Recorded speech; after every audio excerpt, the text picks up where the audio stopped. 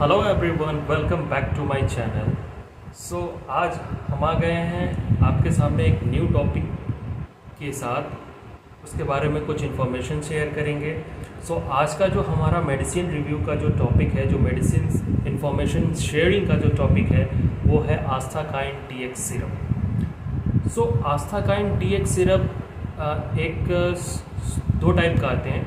एक आस्थाकाइन DX syrup जो regular आता है वो तो मार्केट में अवेलेबल ही है। एंड इसके साथ जिनको डायबिटिक की समस्या है, जो पेशेंट जो शुगर के जो मरीज हैं, जो शुगर के पेशेंट हैं, उनके लिए आस्थाकाइन DX शुगर फ्री सिरप भी अवेलेबल है मार्केट में। बट कोई भी मेडिसिन को आप विदाउट डॉक्टर्स के सलाह पे आप मत लीजिएगा, ठीक है। ये वीडियोस केवल आप एक एज अ नॉलेज पर्पस के हिसाब से आप ले सकते हैं। तो दो टाइप के आते हैं, एक आस्थाकाइन DX सिरप एंड एक जो डायबिटिक पेशेंट है, जो शुगर के पेशेंट हैं, वो इसको यूज़ करते हैं, तो उसको भी आप शुगर फ्री सिरप भी ले सकते हैं। अब बात कर लेते हैं कि इसके बारे में कुछ जनरल इंट्रोडक्शन की। आस्थाकाइन DX एक कफ सिरप है, बेसिकली एक कफ सिरप है, जिसको manufacturing company Mankind pharma limited है। एंड इसमें जो कंपोजिशन यूज़ हुआ है, इसमें जो यूज़ हुआ है वो है फेनाइलफेनेरेमिन, क्लोरफेनेरेमिन मेलिएट एंड डेक्स्टोरमेथर्फन हाइड्रोब्रोमाइड। बेसिकली इसके बारे में एक जो दूसरा इन्फॉर्मेशन है वो ये है कि बेसिकली एक तीन मेडिसिन से का कॉम्बिनेशन है, जो कि ट्रीटमेंट में, जो कि ड्राई कफ के ट्रीटमेंट में आपको हेल्प करता है, यानी सूखी खांसी के ट्रीटमेंट में आपको ये हेल्प करेगा। इसके अलावा जो भी आपकी जब सर्दी जुकाम खांसी होती है तो एलर्जिक सिम्टम भी होते हैं, ठीक है। एलर्जिक सिम्टम्स जैसे आपका छींक आना, नाक से पानी आना, आँख से पानी आना और गले में हल्के खराश यानी थ्रोट इरिटेशन, ये सारी चीज़ें जो एलर्जिक सिम्टम्स में आती है, तो इन सब में भी ये हेल्प करता है, ये आपको ट्रीटमेंट प्रोवाइड करता है, ठीक है। बेसिकली ऐसा नहीं है कि अगर आपको सर्दी जुकाम खांसी होगा तो आप केवल कफ सिरप ला करके उसको ट्रीटमेंट ले लेंगे, नहीं। उसके साथ और भी मेडिसिन चलेगी, लाइक दूसरे टैबलेट्स चलेंगे, और कफ की ट्रीटमेंट के लिए और जो एलर्जिक सिम्टम्स की ट्रीटमेंट के लिए आपको सिरप का यूज़ किया जाएगा। तो इसीलिए आपको जब सर्दी जुकाम होती है, यानी जब आपको फ्लू होता है, तो आपको 2-3 मेडिसिन एक साथ दी जाती हैं। तो बेसिकली हम ये बात करते हैं इस कफ सिरप की, तो ये आपको एलर्जिक सिम्टम्स में भी आपको हेल्प करती है। एंड तीसरा, ये आपको रिलीफ प्रोवाइड करती है नेज़ल कंजेशन में, ओके, यानी it provide relief from congestion in the nose. अच्छा, नेज़ल कंजेशन में भी आपको ये हेल्प करती है। तो नेज़ल कंजेशन क्या होता है? बेसिकली नेज़ल कंजेशन जो आपकी जो बंद नाक की जो समस्या है जब जुकाम के टाइम पे, जो उससे आपको ये राहत देती है।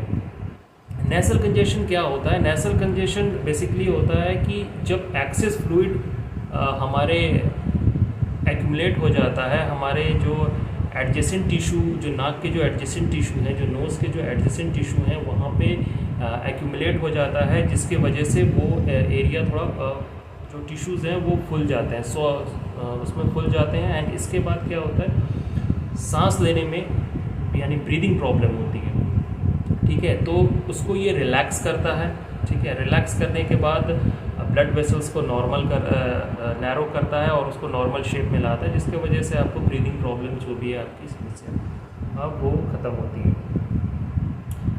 एंड इसके अलावा जो भी आपकी कफ से रिलेटेड जो भी समस्या है, ये सारी चीज़ों को ये जो सिरप है ये ख़त्म करता है।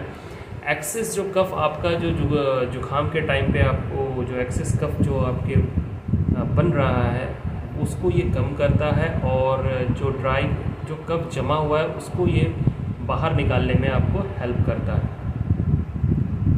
तो अब बात कर लेते हैं, ये इसके बारे में इंट्रोडक्शन था। अब बात कर लेते हैं इसमें जो कंपोजिशन यूज़ हुए हैं इसके क्या क्या वर्क है। फेनाइलफेनेरेमिन बेसिकली एक नेज़ल कंजेशन में आपको हेल्प करता है, ओके। यानी डीकंजेस्टेंट है which narrows the small blood vessels. जैसा कि मैंने आपको बताया, जो ब्रीदिंग की जो समस्या है, जो सांस लेने की जो समस्या है, उसको ये सॉल्व करता है। जैसे कि बंद नाक का जो समस्या है, क्योंकि एक्सेस फ्लूइड आपके जो नोज़ के एडजेसेंट टिश्यू से सामने जब जमा हो जाएंगे तो फिर उसके बाद वहाँ से आपको सांस लेने में काफ़ी तकलीफ़ें होंगी, ठीक है। एंड फिर वो टिश्यू शॉलो हो जाएंगे, फूल जाएंगे, सॉलन हो जाएंगे। तो इस वजह से ये जो फेनाइलफेनारेमिन है ये वहाँ एक्शन प्रोवाइड करता है, जिसकी वजह से जो स्मॉल ब्लड वेसल्स हैं उसको ये नैरो करता है और उसको ये रिलैक्स करता है, जिसकी वजह से आप कुछ देर के लिए धीरे धीरे ही आपको जो बंद नाक की जो समस्या है वो ख़त्म होती है। और ये समस्या बहुत बड़ी है, क्योंकि जब जुकाम के टाइम पे जब बंद नाक की जो समस्या है वो काफ़ी ज़्यादा इरिटेट करती है, आपको पता ही होगा। उस टाइम पे सबसे ज़्यादा जो समस्या होती है वो सांस लेने में होती है, क्योंकि हर कोई को मुंह से सांस लेना उतना अच्छा नहीं है, क्योंकि हमारी जो डेली रूटीन है वो हम नाक से ही सांस लेते हैं, तो उस टाइम हमें काफ़ी तकलीफ़ें होती हैं। एंड इसमें जो क्लोरफेनेरेमिन मेलिएट है, तो क्लोरफेनेरेमिन मेलिएट जितनी भी एलर्जिक सिम्टम है उसको ट्रीटमेंट प्रोवाइड करता है। एलर्जिक सिम्टम जैसे मैंने डिस्कस किया कि आपकी जो छींक आना, आपके जो गले में जो भी खराश है, आँख से पानी आना, नाक से पानी आना, ये सारी चीज़ें एलर्जिक सिम्टम है, इसको ये ट्रीटमेंट प्रोवाइड करता है। एंड इसके साथ जो डेक्स्ट्रोमेथोर्फोन है, डेक्स्ट्रोमेथोर्फोन एक कफ सप्रेसेंट है, यानी इसका काम है कफ को बाहर निकालना, ठीक है, पत्ता थिन करके फिर इसको बाहर निकालेगा पतला करके। एंड आपको हेल्प करना पड़ेगा, खुद से ही करना पड़ेगा, लेकिन ये कफ को बाहर निकालेगा एंड ड्राई कफ को ट्रीटमेंट प्रोवाइड करेगा। एंड इसके साथ साथ जो एक्सेस जो कफ बन रहे हैं उसको ये बनना रोकेगा। तो ये था यूज़ इसके कंपोजिशन का। अब बात कर लेते हैं, आखिर कोई भी मेडिसिन है तो उसके साइड इफ़ेक्ट्स होंगे।